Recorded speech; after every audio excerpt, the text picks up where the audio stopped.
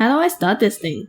Have you plugged the bloody USB in? Yeah, it's in. Nah, man, that's the wrong port. Oh, wait, it's flashing now. It's recording. Well, let's start this thing, fool. Hello, everyone. I'm Amelia. Hi, I'm Sam. Welcome to Ask the Duo podcast, a podcast where we get deep into those late-night, unfiltered conversations. We'll be discussing all things lifestyle, relationship, mindset, and more. All right, let's get to it.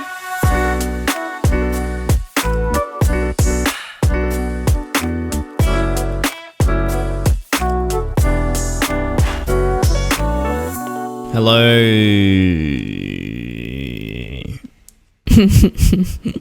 What the hell? Okay then. Anyways, so we are back today talking about the topic around careers. But before we start, just to start off with something light and a question I haven't asked in a while. Tell us something that made you smile today. Today? Yeah, only today. Shit. I was on Instagram and I don't follow this. I don't know why. It's like random base IG profiles or whatever. Instagram algorithm is like out of whack right at the moment.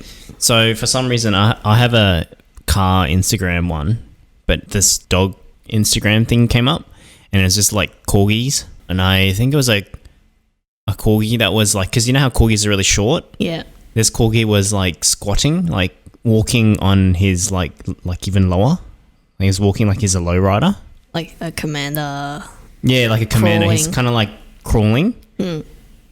But he was like smiling and crawling like towards the person that's taking the video. I thought that made me smile. Corgis are always cute.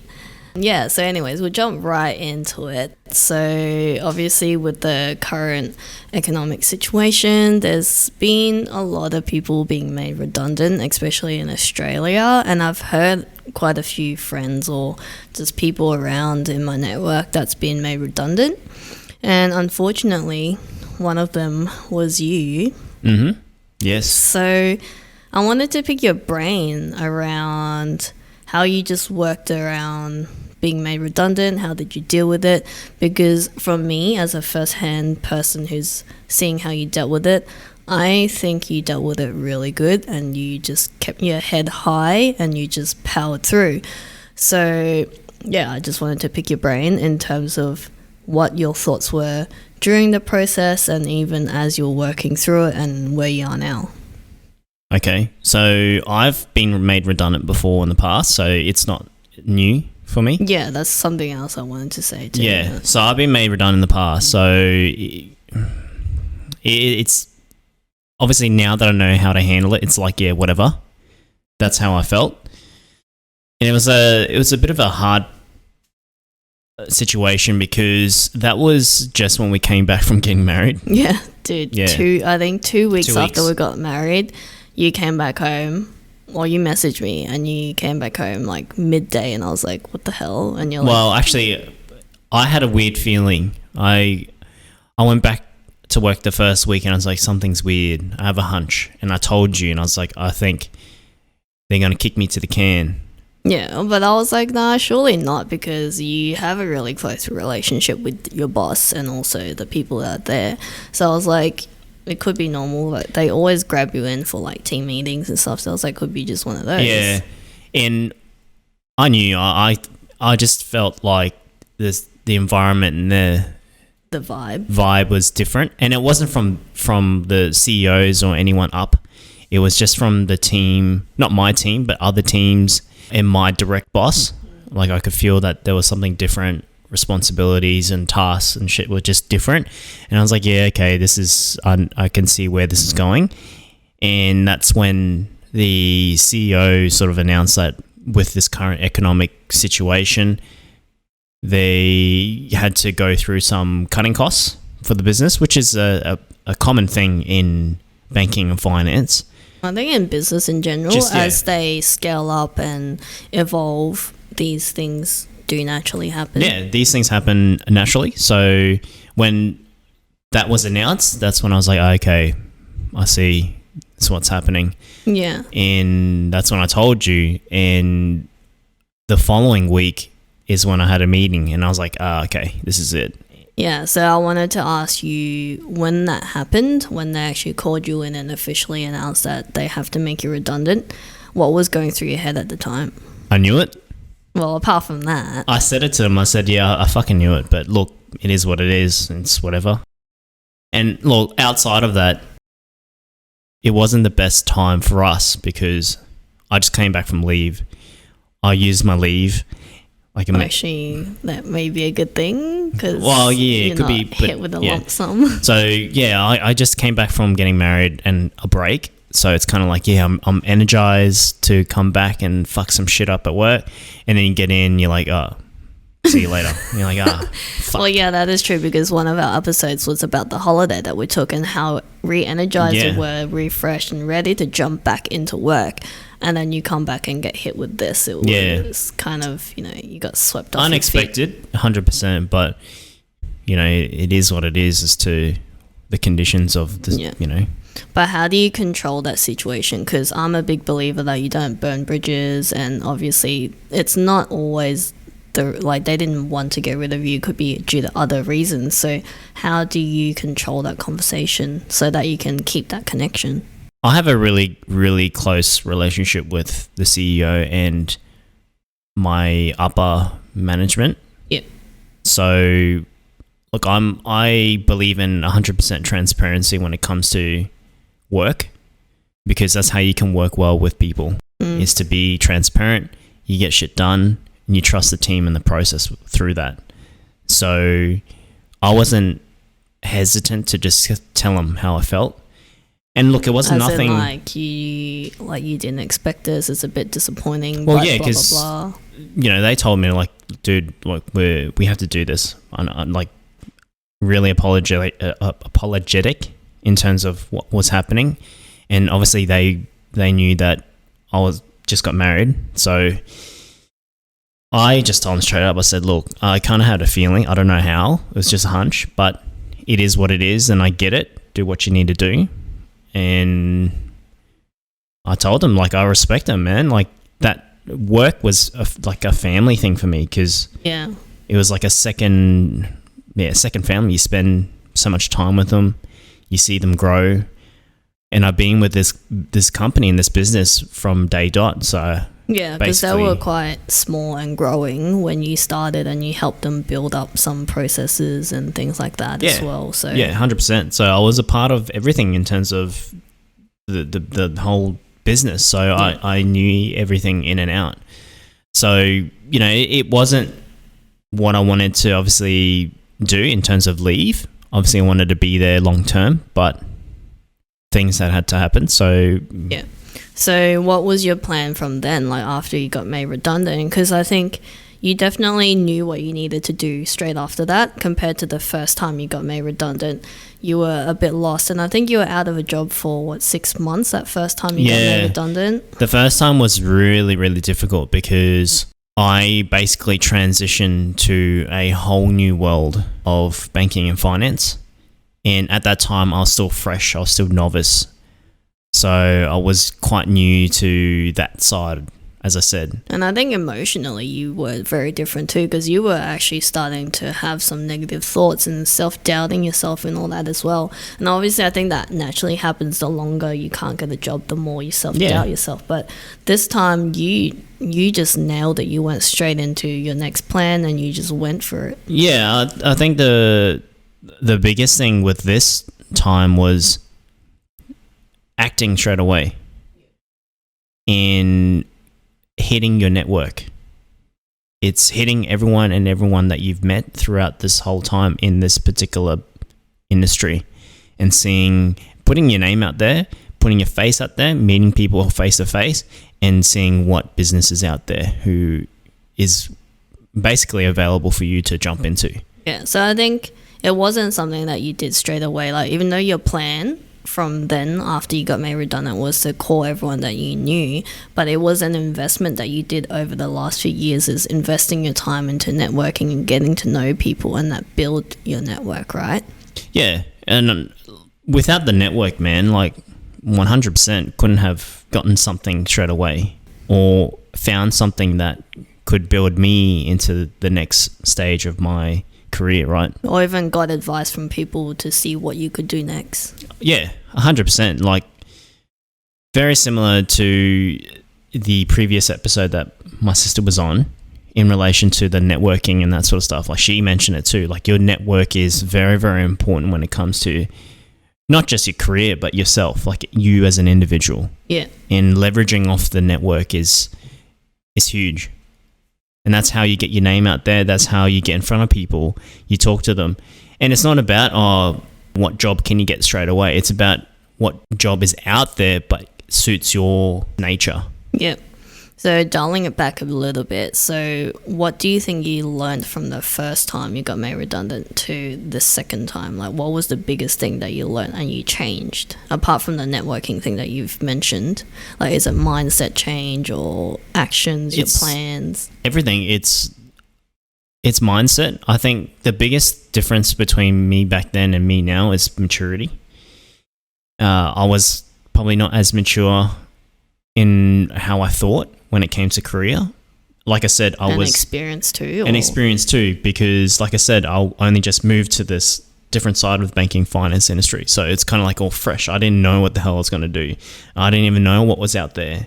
You know what I mean? So it's kind of like, okay, I didn't have a game plan. I had no projections as to, okay, where do I need to go, or who do I need to see, or who do I need to talk to? It was more like, shit, I need to get another job. That was my thinking back then. Whereas my thinking at now, like present, it was more about, okay, who can I get in front of? Who can I talk to? How can I get my name out there? And because I'm getting my name out there, that's when I'm getting more traction as to different positions or different roles or what's out there, what may suit me. You know what I mean? Yeah.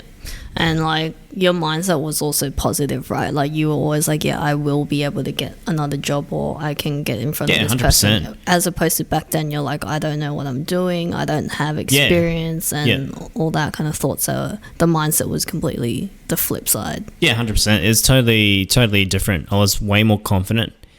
And the fact that I knew, okay, well, I can get a job anytime. I know what I can get.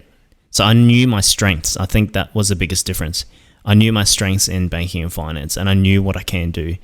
But it was more so finding the right place that could help me build my career, and that's what I wanted. I didn't want to be just another person just going for a job just to do a job. I wanted to go to another place where, yes, it is a job, but it's a job that can help build me as an individual. And you also enjoy. That I can enjoy, that I can actually go and work 9 to 5, 8:30 to 5, whatever it is, and make that a second home. So when you were talking about the difference is that you knew your strengths this time. How did you figure out the strengths? So this is just asking for someone who might be in a similar position and they might want to find their own strengths too. Like how did you go about figuring out what is your strengths? Yeah, pretty easy. So it's about knowing what you are good at doing. What do you enjoy doing?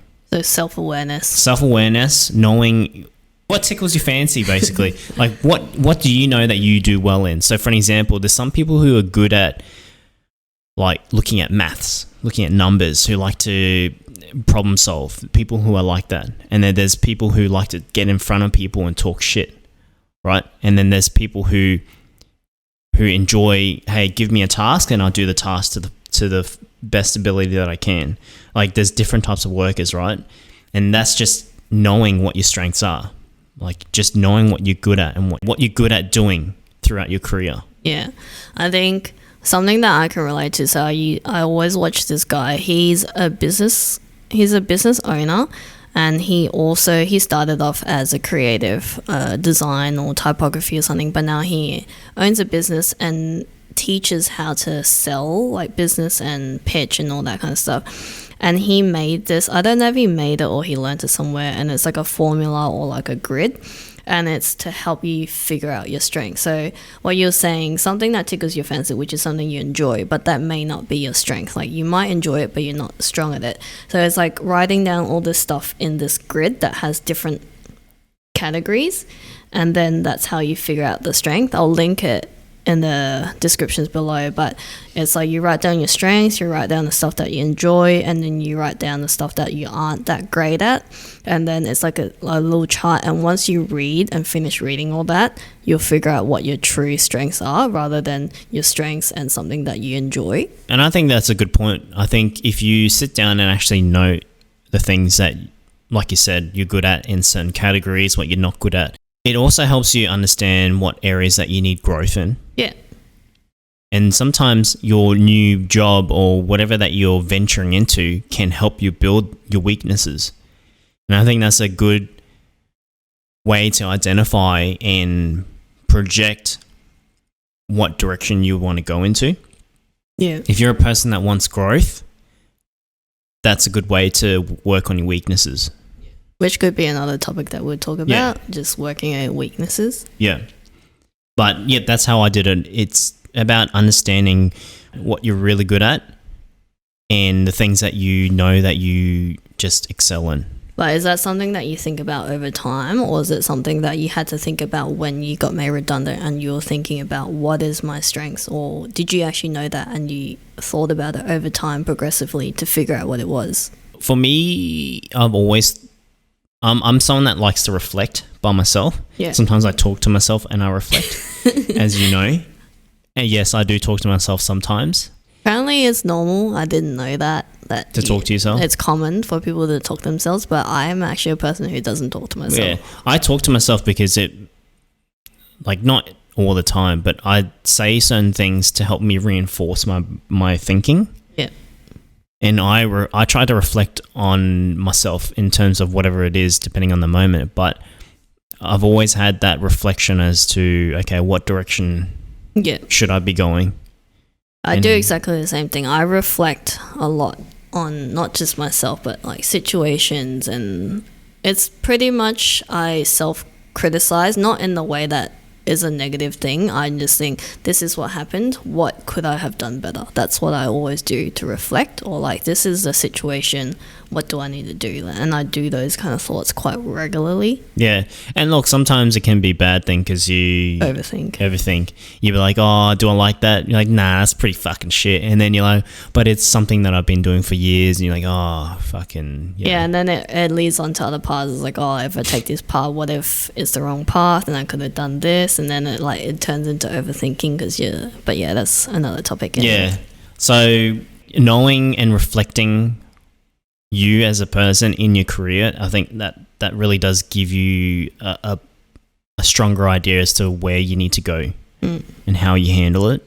Yeah. So we'll top it off with a summary. What is your top 5 tips or advice for someone who may be in a similar situation, or someone in the future that want to self-prepare in case, well, hopefully they don't get made redundant, but if it does happen, what's your top 5 tips? Okay, these top 5 tips won't be related to, I guess, a preparation of you being made redundant. It's more about just in that moment, right? Yeah. So the big thing is build a network in your industry and then leverage off your network, right?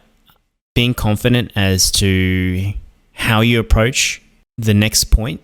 Putting yourself out there is another thing, because you need to expose yourself in order for people to recognize you. So how would you put yourself out there? So getting in front of people, organizing a coffee, just, meeting and greeting people in that way or shape or form. So, and yeah, I think be positive, researching and understanding what your current industry market is. What's out there currently? What does it look like? Is it a dead space for you now, or is it a big influx of hiring in that space? But would you do that beforehand though? Like, you wouldn't do it as you get redundant. Like, you just keep your options, well, not options open. You just keep your eye out and see what's out there constantly, just to see what's in the market. Well, this is related to people who have just been made redundant, right? So yeah, but I think if you can just see what's out there, like just as general, then when you get made redundant, you already kind of know what's happening in the market, right? If you are consistent with updating in the market or keeping up to date with the market, then yes, I think it's a good thing to know, because then you know how your particular industry is doing in terms of work. That could push you to move on if you want to move on to something greater and bigger. You know what I mean? But in terms of like if you've just been made redundant and you didn't plan for this, I would say, yeah, definitely research your industry, understand what the market is like. Is it a dead period or is it a good period? Like, is it a big period for hiring? Because then that would dictate the reality of how you're going to move on to your next role. And if it's a dead period? If it's a dead period, then I would definitely, as I said, mentioned, network, get your name out there and see what is out there, because there could be opportunities that could be made available just for you, even though no one's hiring. Yeah. Because I've seen that happen multiple times where the market's dead, someone's gone out and networked and be like, hey man, like grab a coffee with someone, talk about like what you are good at, what your skill set is, and hey, you might build a good rapport with that particular person, and then they might create a role just for you. Yeah. Because they like you. No, these are really good points. Very useful for someone. But hopefully no one gets made redundant, and it is a difficult situation right now out in the economy. But these are good tips, and thank you for sharing. These are really good, and I'm so happy that you learnt a lot from the first time you got made redundant, and just seeing where you've grown to now, and just your whole mindset and how you carry yourself now has definitely changed a lot. And yeah, it makes me proud. Yeah, so I think the biggest thing is just always stay positive, because it's not the greatest situation to be in. You know what I mean? Like, be positive and just keep pushing yourself to get to that next point. Yeah, I wanted to add one last quote before we close, and this is from Arnold Schwarzenegger. Strengths do not come from winning. Your struggles develop your strength. Shit. One up from Arnold Schwarzenegger, if anyone's seen that song in the gym. All right, closing out, and bye guys. See ya. Thank you so much if you have reached to the end. We really appreciate you for tuning in.